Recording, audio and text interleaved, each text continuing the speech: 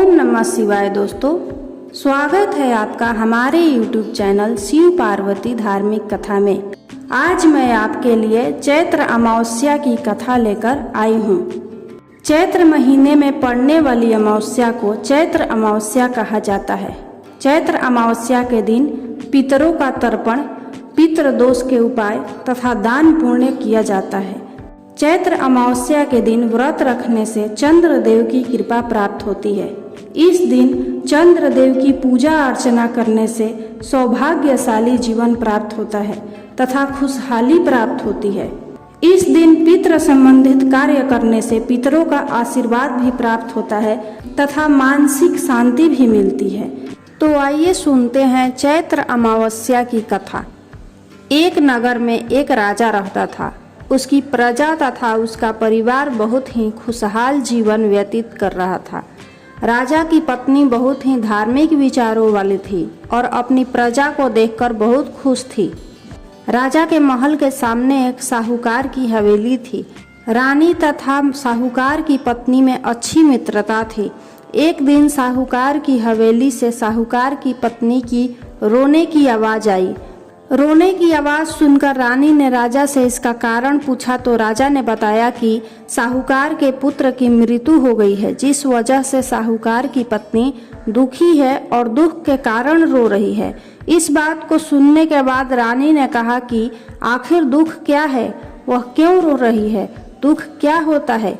यह बात सुनने के बाद राजा को समझ नहीं आ रहा था कि वह रानी को किस तरह समझाए कि दुख क्या होता है।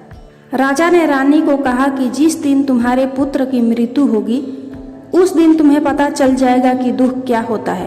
राजा ने कहा कि तुम अपने पुत्र को मार दो, तभी तुम्हें दुख के बारे में पता चलेगा। यह बात सुनने के बाद रानी ने अपने पुत्र को महल से नीचे गिरा दिया। भगवान की कृपा से रानी का पुत्र किसी ढेर पर गिर गया और उससे कुछ नहीं हुआ। पुत्र को देखने के बाद रानी ने फिर से वही प्रश्न राजा से पूछा।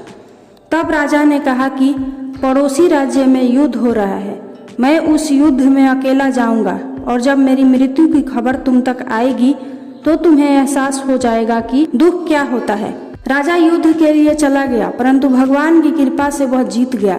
राजा घर पर वापस आ गया और वह सोचने लगा कि आखिर ऐसी क्या बात है कि वह रानी को दुख का एहसास नहीं करवा पा रहा। इसके बाद राजा ने रानी को बुलाकर कहा कि वह दोनों गंगा यात्रा के लिए जाएंगे, इसलिए रानी तैयार हो जाए और गंगा किनारे जाकर वह गंगा में कूद जाएगा। रानी ने गंगा यात्रा की तैयारी शुरू कर ली। दूसरी तरफ कैलाश में भगवान शिव ने सती को कहा कि मैं कलयुग में तुम्हें सुख आत्मा के दर्शन करवाऊंगा। यह कहने के बाद भगवान शिव जी ने बकरे का तथा माता पार्वती ने बकरी का रूप धारण कर लिया। इसके बाद वह नदी किनारे घास चरने लगे। वहीं पर राजा अपनी रानी के साथ आ गया।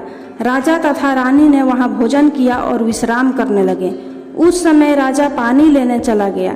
वहीं पर माता पार्वती ने शिव जी से कहा कि रानी दुख देखना चाहती है और भगवान से पूछने लगी कि आखिर रानी को दुख का एहसास क्यों नहीं हो रहा है। रानी ने बकरे के रूप में भगवान भोलेनाथ और माता शिव पार्वती को मनुष्य की बोली बोलते हुए सुन लिया। उसने सुना कि भगवान शिव माता पार्वती से कह रहे थे कि रानी ने अमावस का व्रत किया था, जिस कारण उसको दुख नहीं भोगना पड़ रहा। पिछले जन्म में रानी ने अमावस का व्रत किया और इस जन्म में वह अब सुख भोग रही है, उसे दुख कभी नहीं मिलेगा। इसके बाद उन्होंने कहा कि यह राजा गंगा में नहीं मरेगा। रानी ने यह बात सुनने के बाद राजा को सारी बातें बता दी। इसके बाद राजा रानी महल में वापस आ गए। राजा ने अपनी प्रजा को भी अमावस के व्रत करने की आज्ञा दी और कहा कि जो भी मनुष्य अमावस का व्रत करेगा उसे हमेशा सुख समृद्धि हासिल होगी। यदि आपको चैत्र अमावस्या की कथा अच्छी लगी हो तो कमेंट बॉक्स में हर हर महादेव जरूर लिखें।